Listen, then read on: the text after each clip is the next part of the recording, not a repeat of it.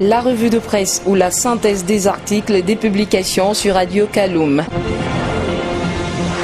3 coupeurs de route écopent de lourdes peines au tribunal de Mamon. Tcherno Mamadou Sow, Mamadou Aliou Sow et Alassane Ba y ont été condamnés à 20 ans de réclusion criminelle à temps pour répression. Selon Guinée News, le 4e accusé, Seydou Fofana, a été renvoyé aux fins de poursuite, même si l'intéressé est frappé de 5 ans d'interdiction de tenancier de bar. Les 3 coupeurs de route ont été condamnés pour association de malfaiteurs, vol à main armée et complicité. Selon les statistiques du ministère public à Mamou, 24 braquages ont été opérés depuis 2014 dans la préfecture. Et Guinée News, qui s'en fait l'écho, fait état de 2 autres affaires, dont le cas d'Antoine Traoré, condamné à 12 ans de prison ferme pour tentative de viol.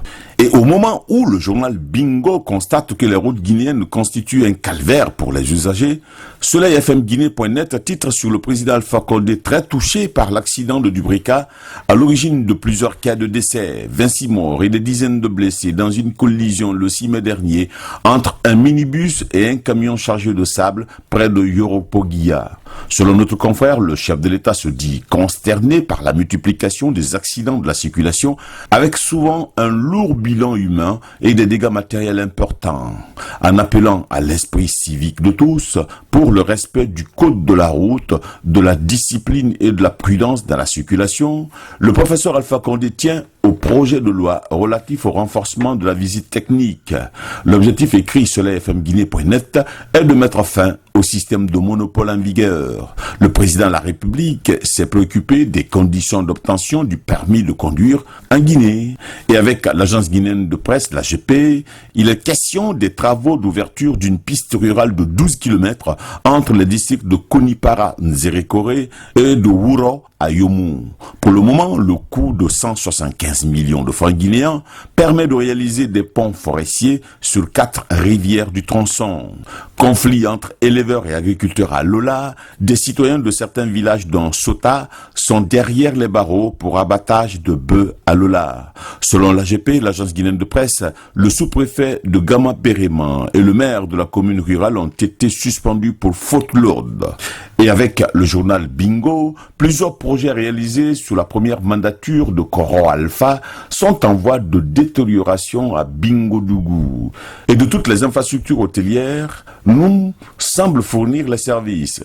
L'hôtel Kaloum a été réceptionné sans que les travaux de construction ne soient terminés.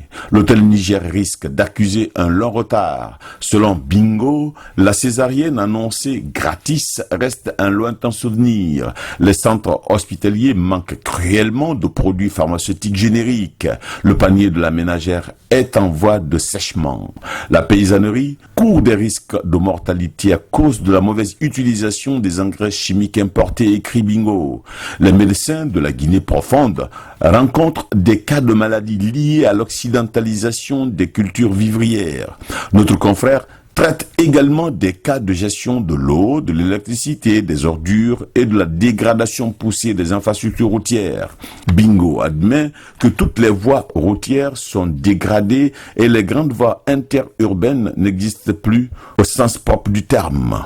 Pour le journal Bingo, l'existence même des coupeurs de route est tributaire de l'état de dégradation poussée des routes. L'état de Bingo-Dougou reste redevable aussi à plus de 352 entreprises de prestation de services, des entreprises qui avaient stoppé les boulots pour non-paiement de redevances.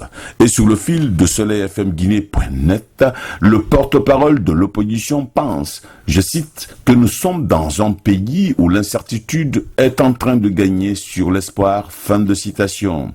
Déjà, le président du groupe organisé des hommes d'affaires Goa sollicite la diminution du prix des denrées alimentaires pendant le mois de Ramadan. Et quand SoleilFMGuinée.net estime que le slogan « Un étudiant, une tablette » est désormais une réalité en Guinée, eh bien, Guinée7.com ouvre le volet politique de la revue par la polémique autour des 5 milliards de francs guinéens accordés au leader de l'Union des forces démocratiques de Guinée, Cellou Dalein Diallo. Pour l'éditorialiste de Guinée7.com, c'est un gâchis. que le trésor public décaisse tous les ans 5 milliards de francs guinéens en faveur de Cellou Dalein. Et sur le fil de Guinea News, le député Baïdi Haribo demande une enquête parlementaire autour de ce fonds jamais voté par les députés. Par ailleurs, l'ex-responsable de l'UFDG, Amadou Ouriba alias Intello, déclare que Cellou Dalein Diallo ne peut plus rien. Mais avec Guinea News, Ousmane Gawal Diallo, député UFDG, coupe court à la polémique et souligne que les gens confondent budget et salaire. Selon lui, le montant de 500 millions de francs guinéens payés par mois à Cellou Dalein Diallo n'est pas un salaire. Pour Ousmane Gawal Diallo, je cite, Cellou Dalein reçoit 500 millions de francs guinéens par mois pour qu'il s'oppose bien. Fin de citation. Et quand Guinée7.com titre sur les intrigues de palais à Conakry, Guinea News clôture la revue de presse par la vente à Bofa des eaux minérales de mauvaise qualité. Des eaux à saveur nauséabonde sont vendues aux consommateurs de Bofa. Les sociétés d'exploitation des eaux minérales violent éperdument toutes les normes réglementaires d'exploitation et de commercialisation, conclut Guinea News. C'était la revue des publications aux presses hebdo sur Radio Kaloum.